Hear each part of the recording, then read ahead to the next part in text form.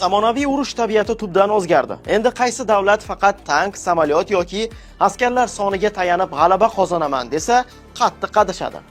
Bu haqda Prezident Shavkat Mirziyoyev Xavfsizlik kengashining 13-yanvar kungi yig'ilishida aytib o'tdi. Davlat rahbari hozirgi janglar sun'iy intellekt, raqamli boshqaruv, uzoq masofaga yuqori aniqlikda zarba beruvchi vositalar, kiber va robot texnologiyalar siyosiy iqtisodiy bosim asosida olib borilayotganini alohida ta'kidladi. Mamlakat oliy bosh qo'mondoni harbiy kadrlar tayyorlash tizimiga ustuvor e'tibor qaratilishi, xususan muhandislik, texnika, kiberxavfsizlik va axborot xurujlariga qarshi kurashish sohalarida yuqori malakali mutaxassislar tayyorlash eng muhim masala ekanini ta'kidladi. Prezident O'zbekiston armiyasi xalq himoyasiga doimo tayyor turishi, buning uchun tezkor, yuqori texnologiyali, yangi jang sharoitlariga mos bo'lishi kerakligini aytdi. Shuningdek, Shavkat Mirziyoyev zamonaviy xavf va tahdidlarning mazmuni ham, ko'lami ham kundan kunga o'zgarib borayotgani, mudofaa hamda xavfsizlik sohasi oldiga katta vazifalar qo'yilayotganini inobatga olib, 8 yil oldin qabul qilingan mudofaa doktrinasi hamda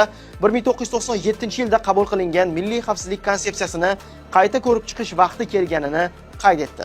Davlat rahbari yangi mudofaa doktrinasi O'zbekistonning hech qaysi harbiy blokka qo'shilmaslik maqomini saqlab qolishini, ko'p tomonlama diplomatiyaga tayanishda davom etishini, yuqori texnologiyalarga asoslangan strategiya, harbiy mustaqillik va mintaqaviy barqarorlik yo'nalishida rivojlanishini ta'minlashi lozimligini bildirdi.